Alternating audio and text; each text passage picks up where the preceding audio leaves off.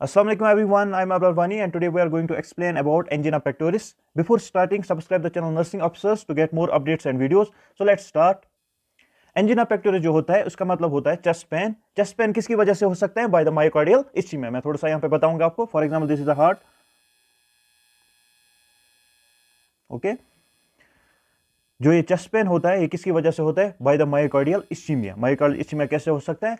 जब भी कभी कभार जो कोरोनरी आर्टरीज होती है वो ओक्लूड होती है विद द थ्रोम्बस और विद द लिपिड और विद द क्लॉट. ओके, जो मायोकार्डियल जो आर्टरी सप्लाई करती है blood supply towards the myocardium. Okay, उनको क्या हम बोलते हैं? Coronary arteries. ओके, जो कोरोनरी आर्टरीज है वो कभी कभार ओक्लूड हो जाती है by different causes, by different risk factors, by the thrombus, by the lipids and by the clots. okay, जिसकी वजह से occlusion की वजह से क्या होता है? जो भी myocardial muscles होता है उनमें blood supply कम पहुंचती है जिसकी वजह से ऑक्सीजन सप्लाई कम होता है in the tissues, myocardial tissues, जिसकी वजह से myocardial ischemia हो सकता है. ischemia can lead to the necrosis and ultimately myocardial cells dead हो जाते हैं. ठीक है ना, ये आपको याद रखना है. ये चेस्ट पेन कैसे हो सकता है? जब भी कभी कभार occlusion होता है उसकी वजह से वेजोस्पासम होता है. क्या होता है? वेजोस्पासम.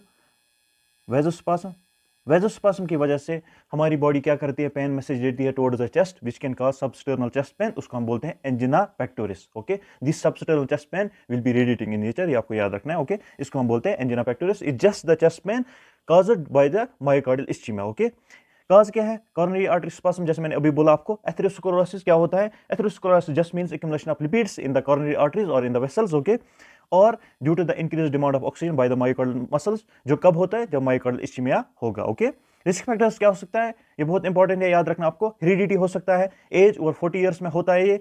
हाइपरटेंशन में होता है ये. हाइपरटेंशन में क्लॉट किसी जगह फंस जाएगा कोरोनरी आर्टरीज में, उसकी वजह से हो सकता है ये. डायबिटीज मिलेटस में होता है ये. Okay, they are at the risk of getting this angina pectoris और MI. Sedentary lifestyle means lack of activities हो, जब हाई फैट डाइट हो उसको हम बोलेंगे sedentary lifestyle. Increase serum cholesterol हो ज़्यादा और 200 हो. स्मोकिंग हो, smoking is the main cause of this angina pectoris और एमआई. इसके बाद सिम्टम्स क्या होगा? Substernal pen. पेन की थोड़ा सा मैं पेन के बारे में बताऊंगा. Crushing and squeezing pain type होता है. Crushing, squeezing and radiating pain. ये आपको याद रखना है, रेडिएटिंग पेन. ओके, रेडिएटिंग कहां पे होता है? पेन में radiate towards the left shoulder, arm, towards the neck. ये आपको याद रखना है. पेन कहां पे रेडिएट हो सकता है? रेडिएट टुवर्ड्स लेफ्ट शोल्डर पर रेडिएट होता है. शाबाश. टुवर्ड्स आर्म पे रेडिएट हो सकता है, टुवर्ड्स नेक पे रेडिएट हो सकता है. ठीक है ना, ये आपको याद रखना है. इसी के अलावा क्या क्या सिम्टम्स होते हैं? डिस्निया हो सकता है, पल्पेशन हो सकता है और स्वेटिंग हो सकता है या हाइपरटेंशन हो सकता है इससे. ओके, ये आपको इतना याद रखना है इन द सिम्टम्स. बस इतना याद रखना है. चेस्ट पेन होता है, चेस्ट पेन के कुछ फीचर्स आपको याद रखना है. सबस्टर्नल पेन होता है पहले ही.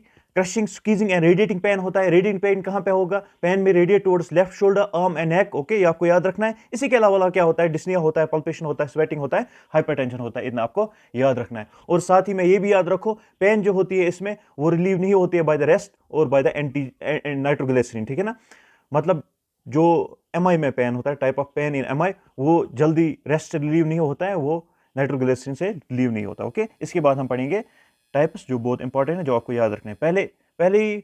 पहला टाइप है स्टेबल एंजिना, दूसरा है अनस्टेबल, तीसरा है वेरिएंट एंजिना.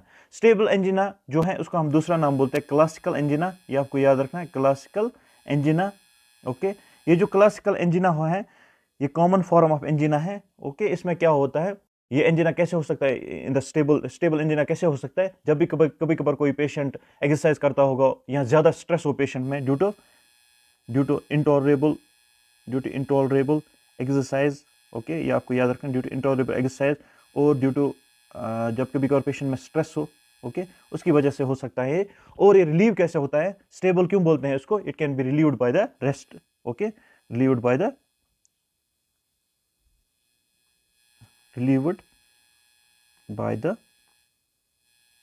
रेस्ट. ओके, ये कैसे रिलीव होता है? बाय द रेस्ट, इसीलिए हम इसको स्टेबल बोलते हैं. बस आपको स्टेबल में ये याद रखना है. इसको ये कॉमन फॉर्म है, इसको दूसरा नाम हम बोलते हैं क्लासिकल एंजिना.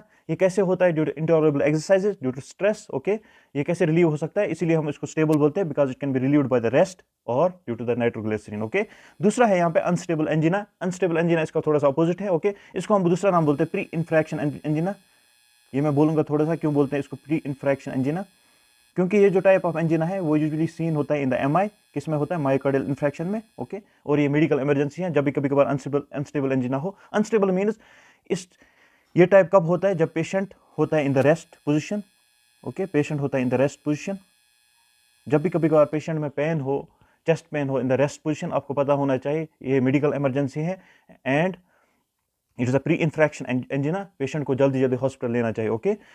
और ये टाइप ऑफ पेन रिलीव नहीं होता है by the nitroglycerine, okay.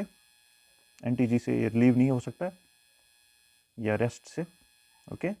So unstable angina कब होता है, जब द पेशेंट ये उस पेशेंट में होता है जो पेशेंट रेस्ट पोजीशन में हो, ओके। ये इसको हम दूसरा नाम बोलते हैं प्री इन्फ्रैक्शन एंजिना। ये किस में होता है, ज़्यादातर मेडिकल इमरजेंसी में, ज़्यादातर मायोकार्डियल इन्फेक्शन में होता है और एक मेडिकल इमरजेंसी हो।